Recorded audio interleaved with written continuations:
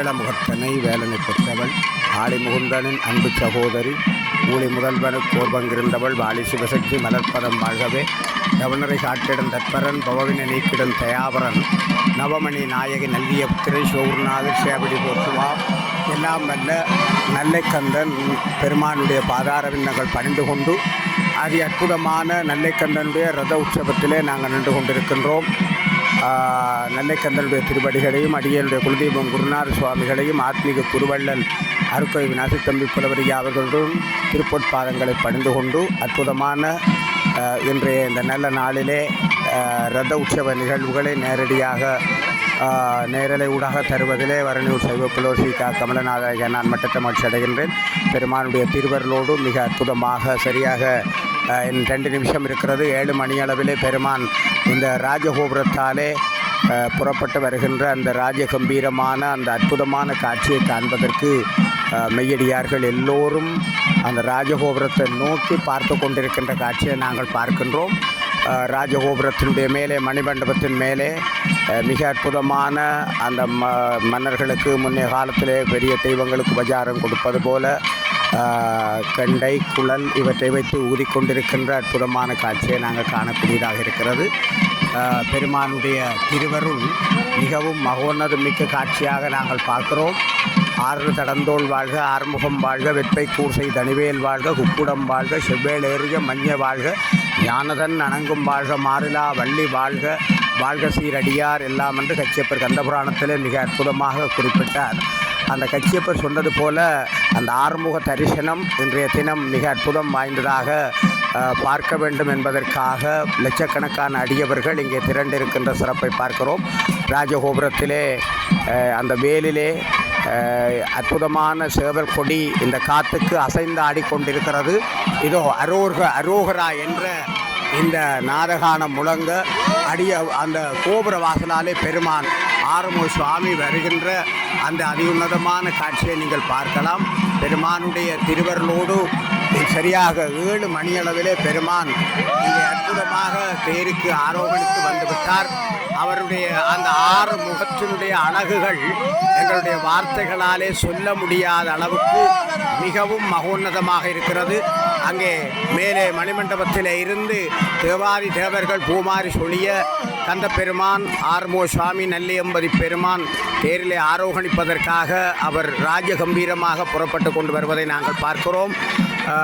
புன்னரை அதனை செல்லும் போக்கின விலக்கி மேலாம் நன்னறி ஒழுகச் செய்து நபியர் காட்சி நல்கை என்னையும் அடியனாக்கி இருவினை நீக்கி ஆண்ட 12 கடந்தோள் வள்ளல் பாத பங்கியங்கள் போற்றி போற்றி என்று பெருமையோடு கச்சியப்பர் சுவாமியார் சொன்னது போல பல அன்பர்களை தீய நெறியிலே போகாமல் நல்ல நெறியிலே நிற்க வைத்த நல்லூரான் நல்லை கந்தன் 6 மணிகளும் இப்போது சரியாக அந்த 6 மணிகளும் ஒலிக்க பெருமான் மிக அற்புதமாக வெள்ளியாலே மற்றும் வெள்ளியால் செய்யப்பட்ட திருவாசி மிக அற்புதமாக நேற்றைய தினம் மாலையிலே இந்த திருத்தப்பட்ட அற்புதமான சிம்ம பீடத்துக்கு பூஜைகள் எல்லாம் நடைபெற்றது. இப்போது பெருமான் தொண்டர்களுடைய தோளிலே மிக வேகமாக அவர் அசைந்து கொண்டு போவதை பார்க்கிறோம். உக்கிரமூர்த்தியாக இன்றைக்கு இந்த ரத உற்சவம் அழித்தலை செய்கின்ற ஒரு தொழிலாக இருக்கிறது. ஆணவம் கன்மம் மாயை போன்ற தீய மலங்களை அழித்து எங்களுக்கு மோட்ச சாம்ராஜ்யத்தை நல்லக்கூடிய மிகப்பெரிய ஒரு அற்புதமான காட்சியாக இந்த காட்சியை நாங்கள் பார்த்து கொண்டிருக்கிறோம். மிக வேகமாக இந்த நல்லூர் தேரடி என்பது எவ்வளவோ மகிமை மிக்கது. யோகர் சுவாமிகள் தவம் இருந்த இந்த வில்வமரம் புண்ணிய விருஷம், அது மட்டுமல்ல எத்தனையோ சித்தர்களும் யோகிகளும் ஞானிகளும் தவம் இருந்து பெரும் பேறு பெற்ற ஒரு சிறந்த பதி இந்த நெல்லை தேர். ஆகவே இந்த நல்லூர் ஏனி ஆலயங்களை விட இந்த நெல்லைக்கந்தனுடைய தேர் சித்தர்களாலே பூசிக்கப்பட்ட பெருமைக்குரிய தேர். எத்தனையோ அனர்த்தங்கள் வந்த போதும் எத்தனையோ பிரச்சனைகளின் போதும் இந்த யுத்த காலத்தில் கூட இந்த தேர்முட்டிக்கு எந்த சேதமும் வரவில்லை என்பது எங்களுக்கு தெரியும். முன்னொரு காலத்திலே இந்த இராணுவத்தினர் கூட இந்த தேர்முட்டியை எஜமானர் அவர்களை திறக்க சொன்ன காலத்திலே கூட இந்த இடத்திலே டேங்கிகள் எல்லாம் புதைந்து முருகன் பெரிய அட்டகாசம் செய்தவுடனே அவர்கள் திரும்பி இந்த தேரை ஒன்றும் திறக்க வேண்டாம் என்று சொல்லி சென்ற வரலாறு கூட பதியப்பட்டிருக்கிறது. அவ்வளவுக்கு இந்த தேரானது மகோன்னதம் மிக்கது. எங்களுடைய ஆலயத்தினுடைய எஜமானர் சயந்த மாப்பாணர் அவர்கள் அங்கே சிறப்பாக தேரிலே எழுந்தருளியிருக்கிறார். அவருடைய மகனும் அங்கே நின்று கொண்டிருக்கிற காட்சியை பார்க்கிறோம். அவர்கள் மிகவும் பக்திபூர்வமாக தெய்வீகமாக இந்த ரத உற்சவ நிகழ்வுகளை மிகவும் கச்சிதமாக ஒவ்வொன்றுக்கும் பூஜைகள் செய்து நடாத்துவதுதான் இந்த நெல்லைக்கந்தனுடைய சிறப்பு. இங்கே தேருக்கு பூஜை உண்டு, காவு மரங்களுக்கு பூஜை உண்டு, அதே போல் சுவாமிக்கு பிடிக்கின்ற குடைகளுக்கு பூஜை உண்டு, நகைகளுக்கு பூஜை உண்டு, விளக்குகளுக்கு பூஜை உண்டு. எல்லாத்துக்குமே பூஜை இங்கே நடைபெறுவது இல்லை என்று சொன்னால் அந்த கந்தனுடைய அருளாட்சி இவ்வளவு லட்சம் பேர் கூடுகிற இடத்திலே எந்த அனர்த்தங்களும் இல்லாமல் இந்த ரத உற்சவம் நடைபெறுகிறது என்றால் இந்த பூஜைகளுடைய விசேஷம் என்று சொல்ல வேண்டும். அது மட்டுமல்ல, ஈசானத்திலே மிகச்சிறப்பாக முக்கோண சக்கரத்திலே அக்னி காரியம் 25 நாளும் அக்னி காரியம் இந்த ஈசானத்திலே வைரவர் சன்னிதானத்துக்கு அண்மையிலே அங்கே நடைபெற்று கொண்டிருக்கிறது. அது இங்கே யுத்தம் நடந்த காலத்தில் இருந்து நினைக்கிறேன் 90களில் இருந்து நடைபெற்று கொண்டிருக்கிறது. அதனாலே தான் எந்த அனர்த்தங்களும் நடமாமல் இந்த உற்சவம் மிகச்சிறப்பாக நடைபெறுகிற சிறப்பை பார்க்கிறோம். பெருமான் இங்கே அற்புதமான அந்த மயிலிலே தான் அந்த ஆறுமுகசாமி கம்பீரமாக இருந்து கொண்டிருக்கிறார். அந்த திருவடிகளை நடராஜ பெருமானுடைய தூக்கிய திருவடிகள் போல அந்த அற்புதமான திருவடிகளை கண்டு தரிசிக்க வேண்டும் என்பதற்காக அடியவர்கள் நின்று கொண்டிருக்கிற காட்சியை நாங்கள் பார்க்கிறோம். அந்த பெருமானுடைய அந்த மயிலிலே இருக்கிற திருவடி ஆறுமுகசாமியினுடைய அற்புதமான அழகு, வேறு எங்கும் காண முடியாத தனித்துவமான அழகை இந்த நெல்லைக்கந்தனுடைய ஆறுமுகசாமியிலே நாங்கள் பார்க்கிறோம். அங்கே சிவப்பு நிறத்திலே வெற்றி கொடிகள் மிக அற்புதமாக அந்த தேரிலே ஆர்ப்பரித்திருப்பதை நாங்கள் பார்க்கிறோம். தங்கமயமாக இந்த தேர் ஜொலித்து கொண்டிருக்கிறது. சூரியன் அங்கே கிழக்கிலே மெல்ல மெல்லமாக உச்சம் கொடுத்து கொண்டிருக்கிறார். இன்றைக்கு ஞாயிற்றுக்கிழமை, அதனாலே லீவு நாளாக இருப்பதாலே அதிக பக்தர்கள் வந்திருக்கிறார்கள் என்று சொல்ல வேண்டும். சீலமாய் வாழ சீரருள் புரியும் ஞாலம் புகழும் ஞாயிறை போற்றி, சூர்யா போற்றி, சுந்தரா போற்றி, வீரியா போற்றி, வினைகள் களைவாய் என்று பெருமையோடு குறிப்பிட்டார்கள். அந்த வினைகளை களையக்கூடிய சூரியனுடைய நாள் இன்றைக்கு. எங்களுடைய முருகப்பெருமானுடைய விளக்கண்ணாக சூரியன் இருக்கிறார். எத்தனையோ கோடி சூரிய சந்திர பிரகாசமுடையவர் சண்முக பெருமான். அப்படிப்பட்ட பெருமான் இந்த தேரிலே ஆரோகணிக்கின்ற காட்சிகளை பார்க்க வேண்டும் என்பதற்காக அடியவர்கள் இதோ அற்புதமாக தேர்முட்டியிலே ஆறுமுகசாமி மெல்ல மெல்லமாக அங்கே தேரை நோக்கி வந்து கொண்டிருக்கிற காட்சியை நாங்கள் பார்க்கிறோம். வாகை மாலைகள் காற்றுக்கு மெல்ல மெல்லமாக அந்த ரதத்திலே அசைந்து ஆடிக்கொண்டிருக்கின்றது. அற்புதமான அந்த காட்சி எங்களுக்கு சிதம்பரம், இந்த இதுக்கு பேர் தேவஸ்தானம் என்பது நல்லூருக்கு கிடையாது. நல்லூருக்கு கோயில் என்ற பெயர் தான் இருக்கிறது. ஏனென்றால் அது புராதனம். கோயில் என்றால் சிதம்பரத்தை குறிக்கும். அழகாக அருணகிரிநாதர் பாடுகிற போது, இருவினையின் மதிமயங்கு திரியாதே, எழுநரகில் உடலு நெஞ்சு தலையாதே, பரமகுரு வருணத்தில் உணர்வாலே பரவு தரிசனே என்று கருள்வாயே, தெரிதமிழை உதவு சங்க புலவோனே, சிவன் அருளு முருக செம்பொற் களனோனே, கருணை நெறி புரியும் என்பர் கெளியோனே, கனகசபை மருவுகந்த பெருமாளே என்று அருணகிரிநாதர் அற்புதமாக ஒரு திருப்புகழை பாடினார். அது சிதம்பரத்திலே கோயில் என்று அழைக்கப்படுகிற சிதம்பரத்துக்கு பாடப்பட்ட அதி உன்னதமான திருப்புகழ்.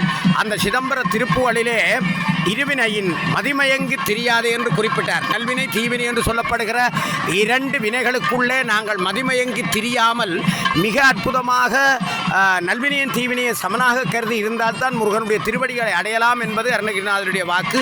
அது மட்டுமல்ல, தெரிதமிழை உதவு சங்க புலவன் என்று குறிப்பிட்டார். தமிழர்களுடைய தெய்வமாக, தமிழை வாழ வைத்த தெய்வமாக, தமிழுக்கு காவலாக நிற்கிறது பெருமானாக கந்த பெருமானைத்தான் நாங்கள் பார்க்கிறோம். ஆகவே அருணகிரிநாதர் அற்புதமாக சொன்னார், தெரிதமிழை உதவு சங்க புலவோனே. சங்க காலத்திலே முருகப்பெருமான் எழுந்தருளி நல்ல நூல்களை தெரிந்தெடுக்க வேண்டும் என்பதற்காக புலவர்களுக்கெல்லாம் தலைமை புரவலாக முருகப்பெருமான் இருந்த வரலாறுகளும் சங்கப்பலகை காட்டி அந்த சங்கப்பலகையிலே வைத்து நல்ல நூல்களை தெரிந்தெடுத்து தமிழ் கூறும் உலகுக்கு தந்த பெருமை முருகனுக்குண்டு. ஆகவேதான் அருணகிரிநாதர் மிக அற்புதமாக சொன்னார், தெரி தமிழை உதவு சங்க புலவோனே, சிவன் அருளு முருக செம்பொற் களலோனே. செம்பொல் முருக சிவபெருமானுடைய நெற்றிக்கண்ணிலே இருந்த செம்பொற் களலோனாக விளங்குகின்ற பெருமைக்குரியவர் எங்களுடைய நெல்லைக்கந்தன். ஆகவே சிவன் அருளு முருக செம்பொற் களலோனே, கருணை நெறி புரியும் என்பர் கெளியோனே. எத்தனை கோடி மக்கள் வந்தாலும் அவர்களுக்கு அள்ளி அள்ளி கருணை பொழிகின்ற ஆறுமுக வதனத்தை நாங்கள் பார்க்கிறோம். பெருமான் இப்போது தேருக்கு அண்மித்து விட்டார். இன்னும் சற்று நேரத்தில் இந்த குரோதி வருஷம் 2024க்குரிய திவ்ய மகோற்சவத்தினுடைய அதிஉன்னத திருவிழாவாக கருதப்படுகிற இந்த ரத ஆரோகண காட்சி கண்கொள்ளா காட்சியாக நாங்கள் பார்க்க வேண்டும் என்பது உண்மையிலே எல்லா அடியவர்களும் துன்பங்கள் துயரங்கள் நீங்க வேண்டும், பஞ்சம்பசி நீங்க வேண்டும், பொருளாதார கஷ்டங்கள் நீங்க வேண்டும், சுபிட்சமான வாழ்வு வாழ வேண்டும். எங்களிடம் இருக்கிற காமக்ரோத வெட்கட்ட குணங்கள் ஆணவத்தாலே ஏற்படுகின்ற நான் எனது என்ற அகங்கார மமகாரங்கள், அது மட்டுமல்ல கோபம் வெகுளி பொறாமை புறங்கூறுதல், இப்படி கெட்ட குணங்கள் எங்களை அறியாமல் இருக்கிற குணங்களை எல்லாம் இன்றைக்கு சண்முக பெருமான் தேரிலே ஆரோகணித்து அந்த தரிசனத்தை பார்ப்பவரிடம் இருக்கிற கெட்ட குணங்களை எல்லாம் நிர்மூலம் செய்து மடம் பிடிப்பவர்களுக்கு வாழ்வு கேட்கின்ற ஒரு பெருமையை நாங்கள் பார்க்கிறோம். இந்த ரதமானது ஒரு நடமாடும் கோவிலாக இருக்கிறது. மூலஸ்தானத்தினுடைய அம்சம் ரதம்.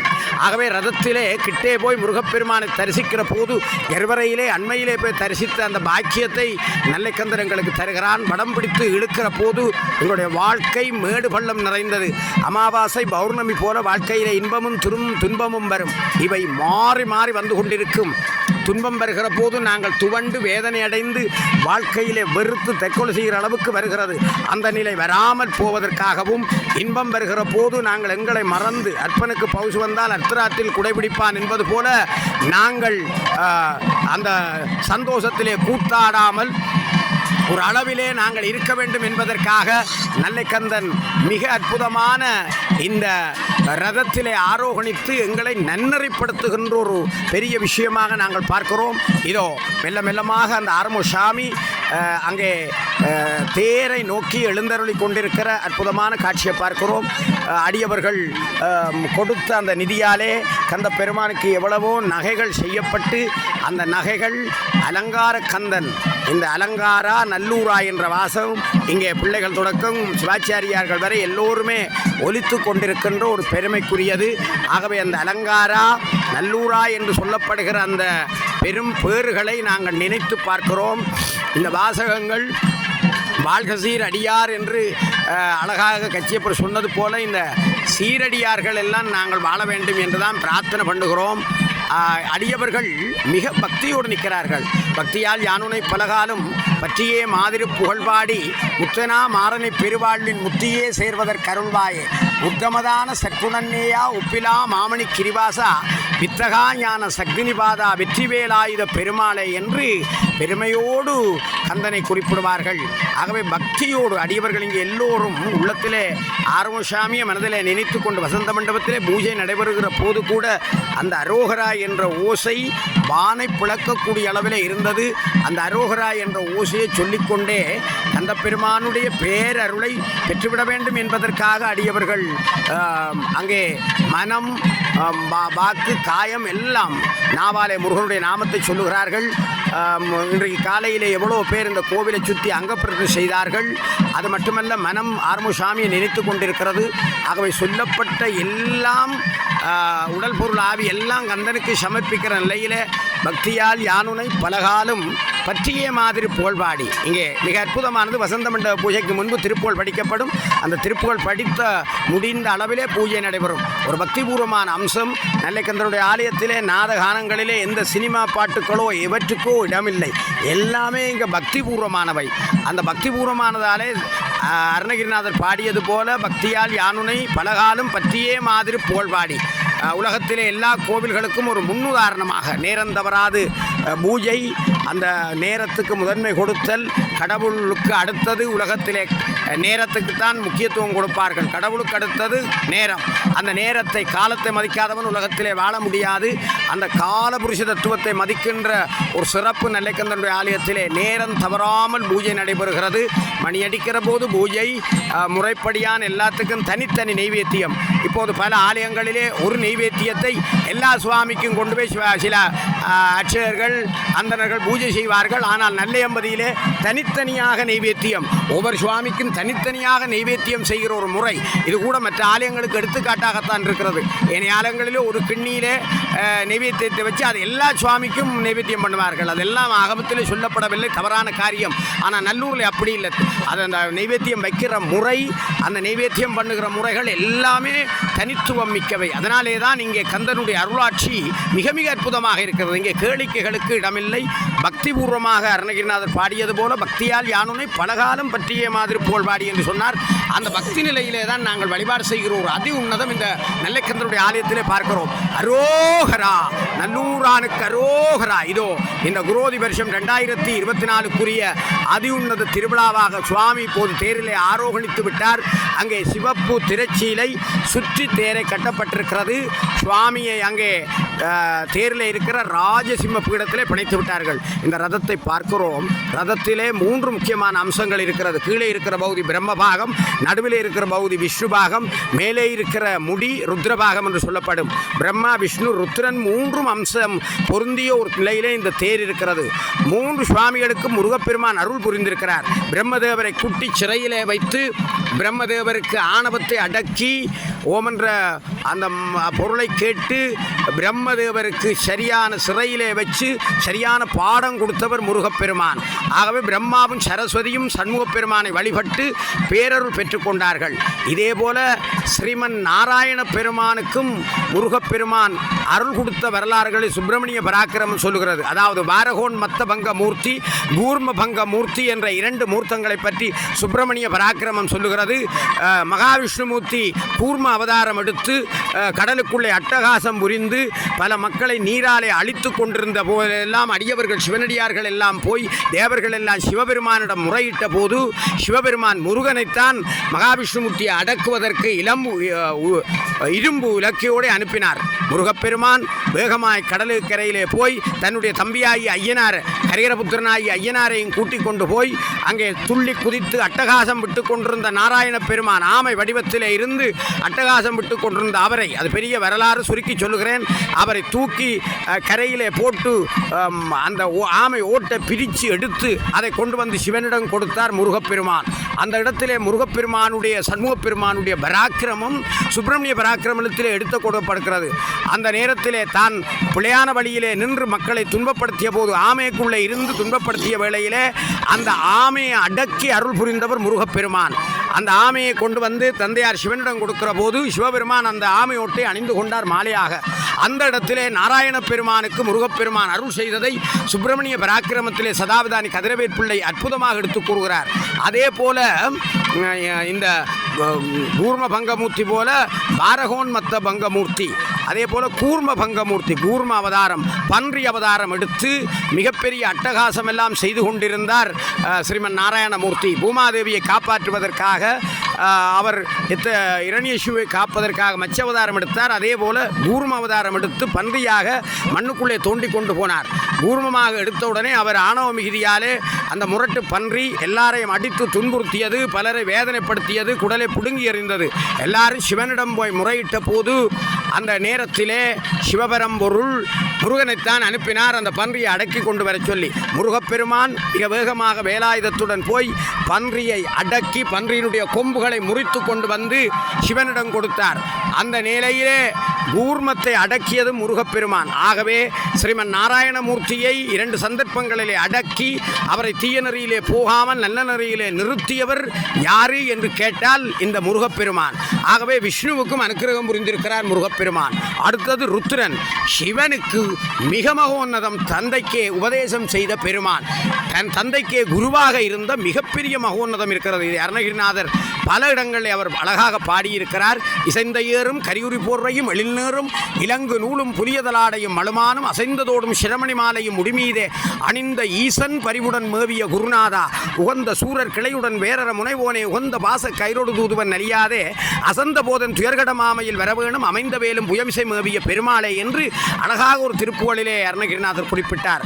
அந்த உலகத்தின் நாயகனாக இருக்கிற சைவ சமயத்தினுடைய முழுமுதல் பரம்பொருளாக இருக்கிற சிவபெருமானுக்கே குருவாக, அவருக்கு குரு என்பது கிடையாது, அவருக்கும் குரு வேணும் என்பதை உலகத்து காட்டுவதற்காக ஓமென்ற பிரணவ பொருளை அந்த உபதேசம் செய்து சுவாமி மலையிலே குருநாதனாக சுவாமிநாதனாக இருக்கிற அந்த பெரும் சிறப்பு பரசிவ குருமூர்த்தியம் என்று இதை சுப்பிரமணிய பராக்கிரம் சொல்லுகிறது. அந்த பரசிவ குருமூர்த்தமாக இருக்கிற பெருமைக்குரியவர் முருகப்பெருமான். ஆகவே சிவனுக்கும் அருள் புரிந்திருக்கிறார். அருணகிரிநாதர் 68க்கும் மேற்பட்ட திருப்புகளிலே குருநாதா என்று ஒரு இடத்திலே வைத்து பாடுகின்ற சிறப்பை பார்க்கலாம். ஏறக்குறைய 68 திருப்புகள் இருக்கிறது. குருநாதா என்று வருகின்ற பெருமைக்குரியது.